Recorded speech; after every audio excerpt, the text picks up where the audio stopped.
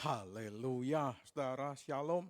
Selamat pagi Bapak Ibu sekalian yang dikasihi oleh Tuhan, puji Tuhan.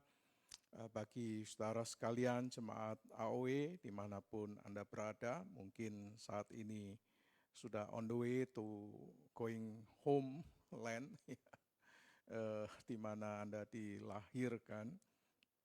Dan beberapa di antara saudara sudah berlibur, mulai berlibur dari kemarin atau kemarinnya lagi atau mungkin mulai hari ini akan melakukan perjalanan. Kiranya Tuhan menyertai saudara sekalian. Bagi jemaat online AOW, saya berdoa dimanapun saudara berada, kiranya Tuhan juga memberkati saudara. Pagi hari ini kita ada di penghujung minggu terakhir di bulan April, karena besok kita sudah memasuki bulan yang baru.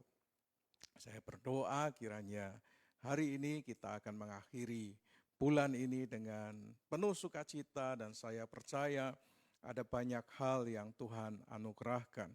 Salah satunya adalah kesempatan untuk mudik, kesempatan untuk berkumpul dengan banyak orang, kesempatan untuk menikmati semua yang Tuhan anugerahkan. Bersyukur karena sekalipun pandemi masih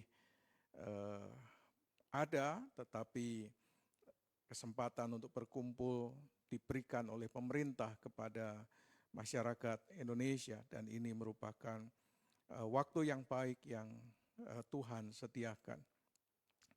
Hari ini kita tiba di Sineh yang ke-343, saudara. 343 kita sampai di tema menjadi batang air. Kalau dilanjutkan menjadi batang air di tangan Tuhan. Nah, kita akan belajar bagian yang penting di dalam firman Tuhan, di dalam Keluaran pasal 11 ayat 1 sampai dengan ayat yang ke-10. Kemarin kita belajar tentang Keluaran pasal yang ke-10, sekarang kita bergeser ke Keluaran pasal 11. Saya berdoa ini akan memberkati setiap kita. Sebelum kita merenungkan bagian dari firman Tuhan, saya ajak saudara untuk teduhkan hati, hening sejenak. Mari kita datang kepada Tuhan. Kami mengucap syukur Tuhan, terima kasih untuk kasih karunia, untuk berkat rahmat yang Tuhan limpahkan dalam kehidupan kami. Kami mengucap syukur Tuhan karena kasih setiamu besar dan limpah dalam kehidupan kami. Terima kasih Tuhan, kami bersyukur karena penyertaan Tuhan yang sempurna. Terima kasih Bapa, kami menyerahkan kehidupan kami ke dalam tangan anugerah Tuhan. Kiranya pagi hari ini menjadi hari yang baik yang Tuhan anugerahkan. Di dalam nama Tuhan Yesus Kristus kami berdoa. Haleluya. Amin. Amin. Amin. Amin. Baik, saudara, kita akan membaca firman Tuhan dari Keluaran pasal 11 ayat yang ke-1 sampai ayat yang ke-10. Saya akan bacakan untuk saudara sekalian. Demikian firman Tuhan berkata, tulah ke-10 diberitahukan. Berfirmanlah Tuhan kepada Musa, aku akan mendatangkan satu tulah lagi atas Firaun dan atas Mesir. Sesudah itu ia akan membiarkan kamu pergi dari sini. Apabila ia membiarkan kamu pergi, ia akan benar-benar mengusir kamu dari sini. Baiklah, katakan kepada bangsa itu supaya setiap laki-laki meminta barang-barang emas dan perak kepada tetangganya, dan setiap perempuan kepada tetangganya pula. Lalu Tuhan membuat orang Mesir bermurah hati terhadap bangsa itu. Lagi pula Musa adalah seorang yang sangat terpandang di tanah Mesir, di mata pegawai-pegawai Firaun dan di mata rakyat. Berkatalah Musa, beginilah firman Tuhan, pada waktu tengah malam aku akan berjalan dari tengah-tengah Mesir. Maka tiap-tiap anak sulung di tanah Mesir akan mati. Dari anak sulung Firaun yang duduk di tahtanya, sampai kepada anak sulung budak perempuan yang menghadapi batu kilangan, juga segala anak sulung hewan. Dan seruan yang hebat akan terjadi di seluruh tanah Mesir, seperti yang belum pernah terjadi dan seperti yang tidak akan ada lagi. Tetapi kepada siapa juga dari orang Israel, seekor anjing pun tidak akan berani menggonggong, baik kepada manusia maupun kepada binatang, supaya kamu mengetahui bahwa Tuhan membuat perbedaan antara orang Mesir dan orang Israel. Dan semua pegawaimu itu akan datang kepadaku dan sujud kepadaku, serta berkata, keluarlah engkau dan seluruh rakyat yang mengikuti engkau. Sesudah itu aku akan keluar. Lalu Musa meninggalkan Firaun dengan marah yang bernyala-nyala. Berfirmanlah Tuhan kepada Musa, Firaun tidak akan mendengarkan kamu, supaya mujizat-mujizat yang kubuat bertambah besar di tanah Mesir. Musa dan Harun telah melakukan segala mujizat ini di depan Firaun. Tetapi Tuhan mengeraskan hati Firaun, sehingga tidak membiarkan orang Israel pergi dari negerinya. Puji Tuhan, saudara. Kalau saudara membaca perikop ini, tiba pada ayat di mana Tuhan membuat orang Mesir bermurah hati, maka kita diingatkan akan ucapan, perkataan atau tulisan Salomo dalam Amsal 21 ayat yang pertama. Kalau saudara membaca Amsal pasal 21 ayat yang pertama ini, di sana dikatakan demikian, hati raja seperti batang air di tangan Tuhan, dialirkannya kemana ia ingini. Seorang raja, penguasa, kalau hatinya ada di tangan Tuhan, dipegang Tuhan, di dalam genggaman Tuhan, maka sekeras apapun hatinya, sebebal apapun hatinya, dia akan menjadi batang air di tangan Tuhan. Sehingga kemurahan hatinya, dia menjadi murah hati. Dan kemana saja Tuhan menginginkan kemurahan hati itu diarahkan, dialirkan, kesanalah kemurahan hati itu akan mengalir. Setelah dengan kata lain, apabila Tuhan sudah memegang hati seseorang, dia bisa mengubahnya menjadi hati yang penuh dengan kemurahan hati. Dia bisa mengubah hati yang keras dan mengarahkannya, kemurahan hati itu kemana saja Tuhan kehendaki. Setelah demikianlah yang terjadi dengan bangsa Mesir. Alkitab mengatakan Tuhan membuat hati orang Mesir bermurah hati kepada bangsa Israel. Sehingga Alkitab mengatakan kepada kita, mereka memberikan emas, mereka memberikan perak, serta harta benda lainnya yang mereka miliki kepada bangsa Israel, yang pada malam Paskah itu mereka akan keluar dari tanah Mesir. Saudara, cerita ini menunjukkan kepada kita, ketika bangsa Mesir memberikan emas, mereka memberikan perak, mereka memberikan harta benda perbekalan kepada bangsa Israel. Itu bukan karena mereka baik kepada bangsa Israel. Mereka begitu benci, mereka begitu marah. Tetapi anehnya bangsa Mesir memberikan banyak hal kepada bangsa Israel. Kenapa bisa demikian?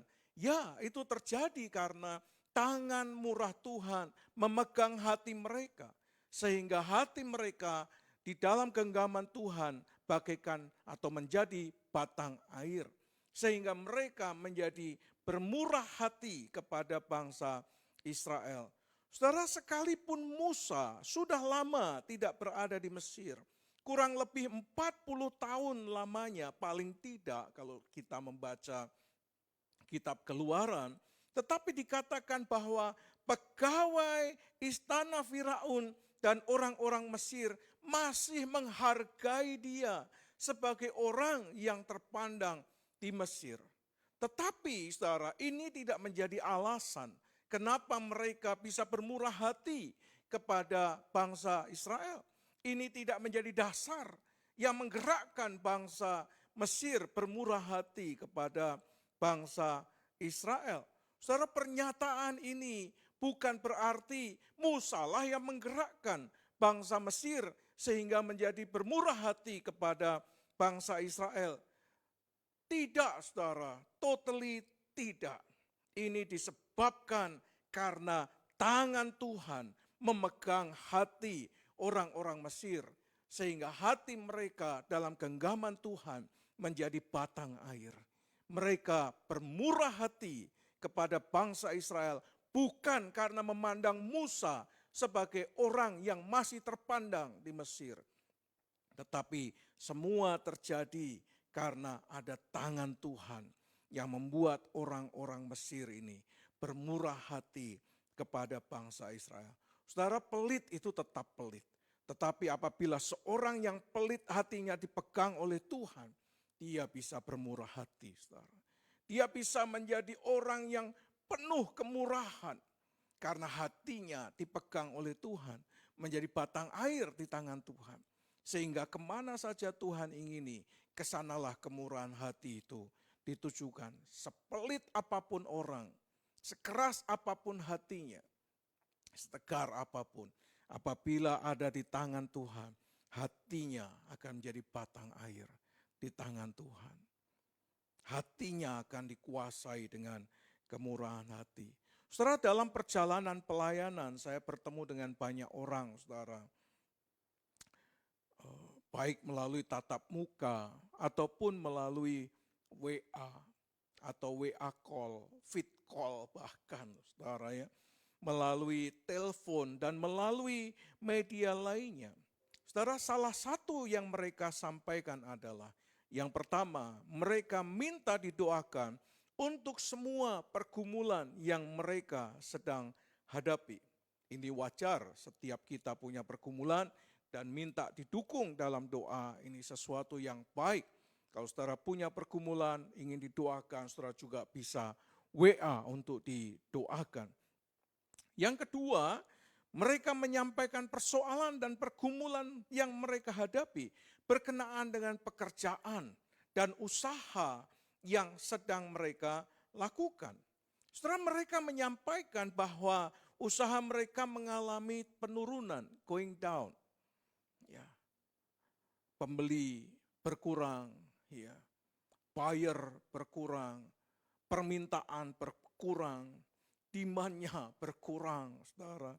Mereka menghadapi orang-orang yang sulit di dalam pekerjaan mereka.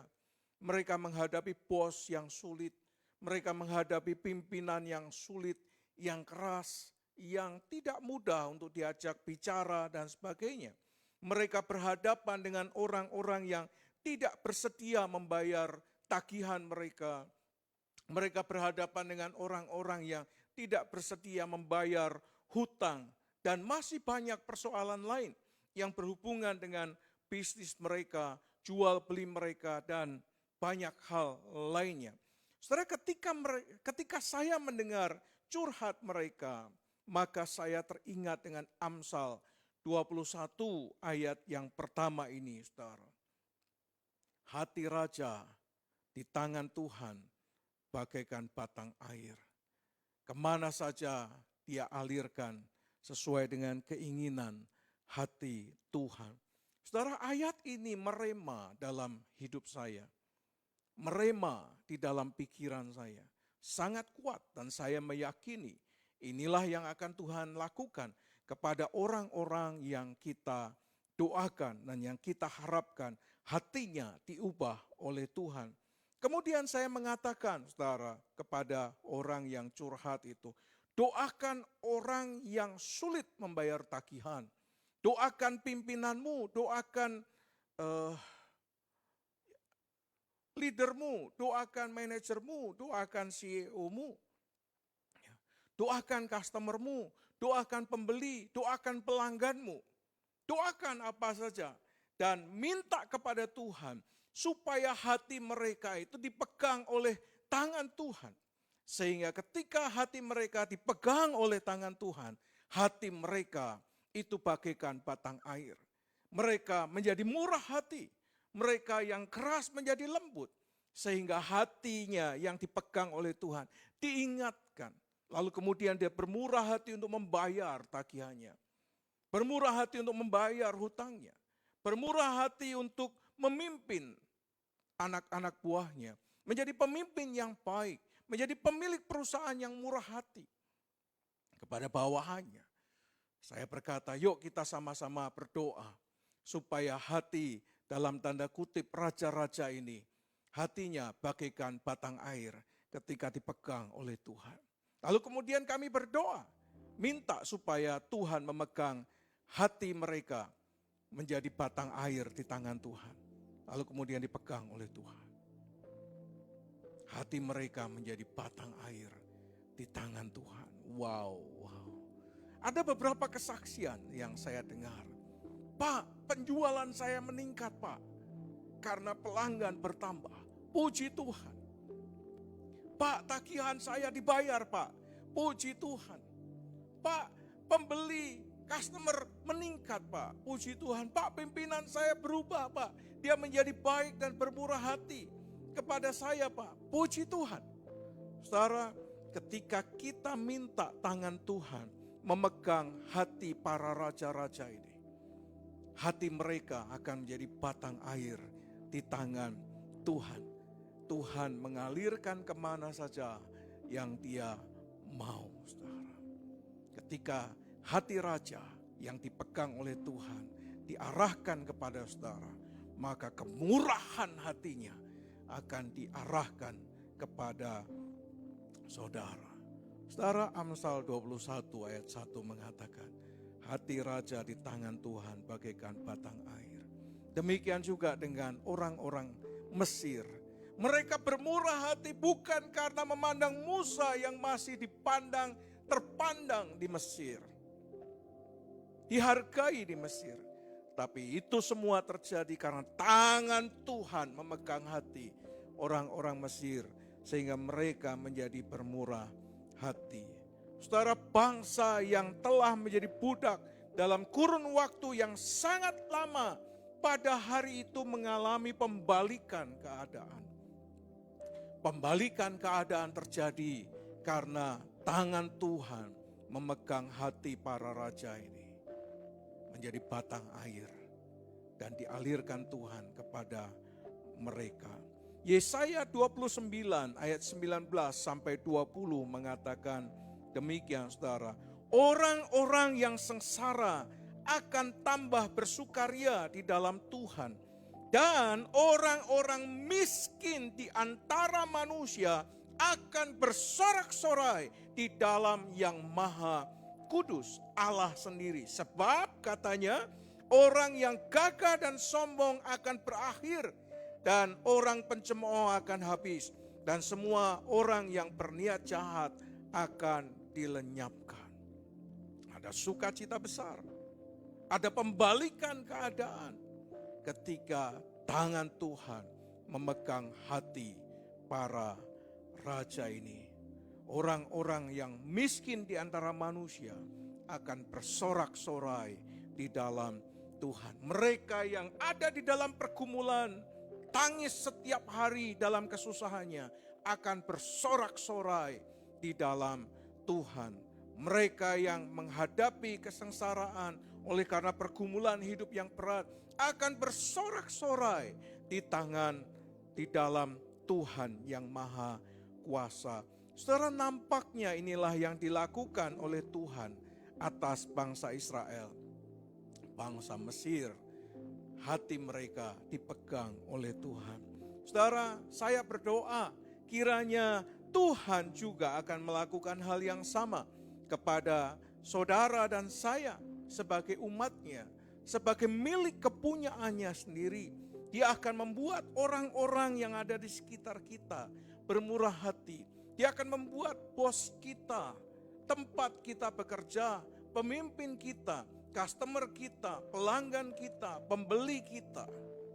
Dan usaha yang kita kembangkan, saudara, buat orang-orang itu bermurah hati. Dan Tuhan akan melakukan pembalikan keadaan dalam kehidupan kita.